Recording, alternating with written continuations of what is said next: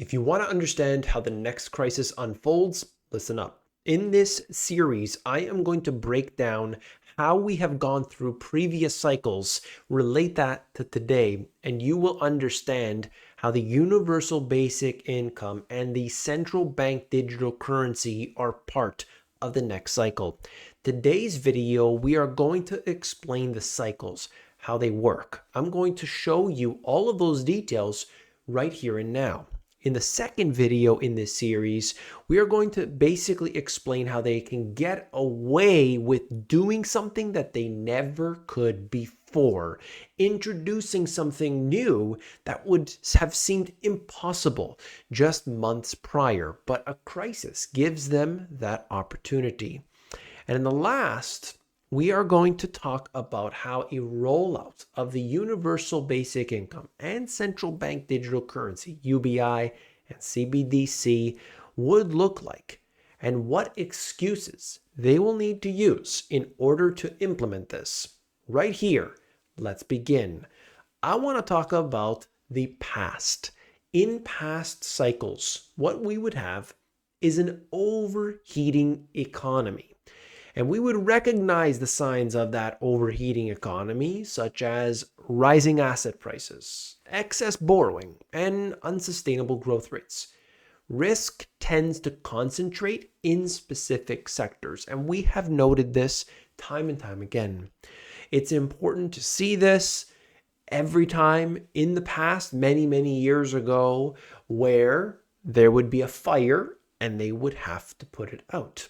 And they would do that, of course, with any number of measures. Usually, it goes without saying that increasing interest rates would happen during these times. Then there's the government response. As risks become evident, governments and central banks react by tightening monetary policy. This could include raising interest rates, reducing government spending, or implementing regulatory measures to cool down the economy.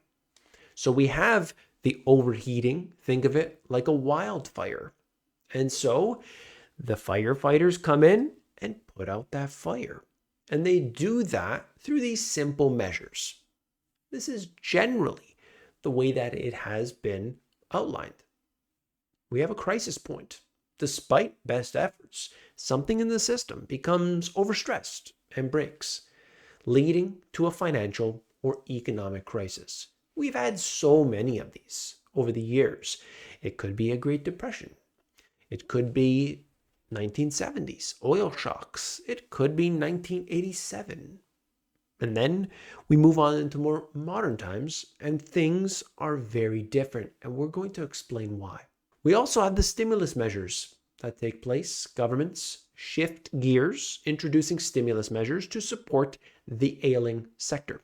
These responses are targeted, aiming to stabilize the economy and restore confidence. And so this is what would happen. They would increase interest rates.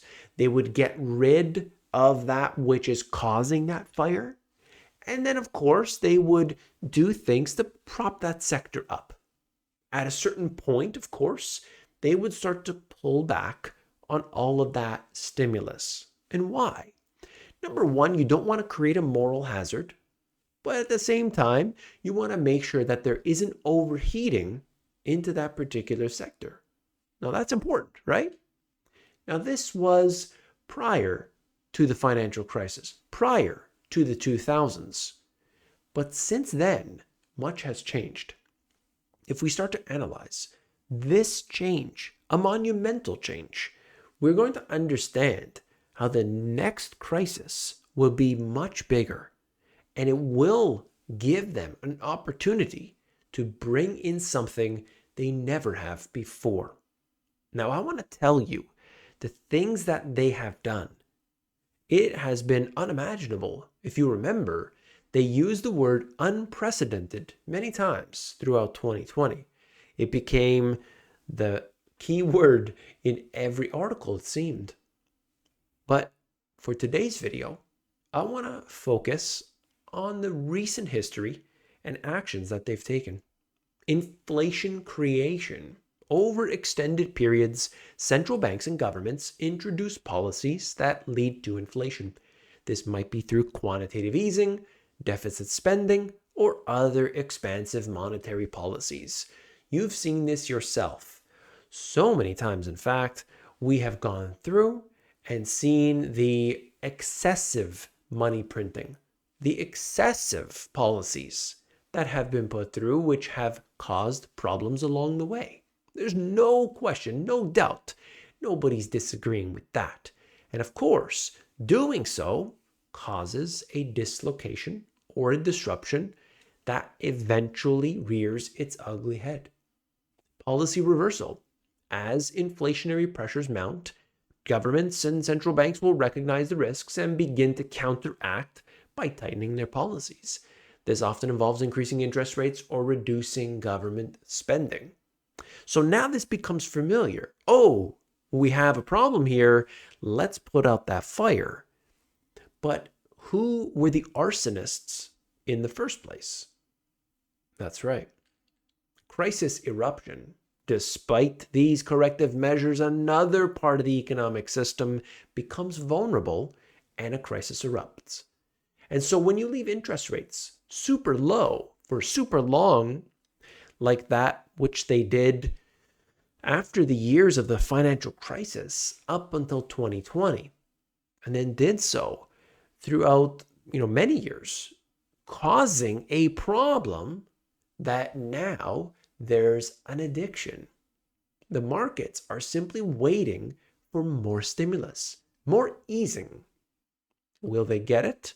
Well, they're certainly salivating at the thought of that.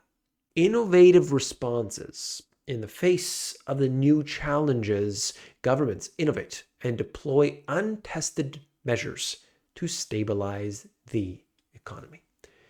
And this is where we find it to be very interesting, unique, and unexpected. You can see that there have been many circumstances where we would say, I can't believe they did this. In the next video, we're going to break down exactly what they've done. I'm going to highlight so many things that might surprise most people, in fact, even if you were paying attention during this period. So we do understand the cycles and how they work.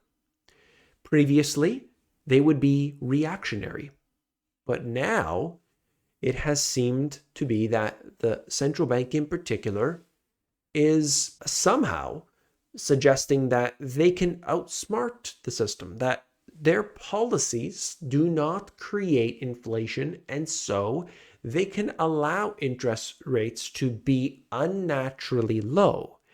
They push interest rates down by doing something that they call open market operations, essentially printing money.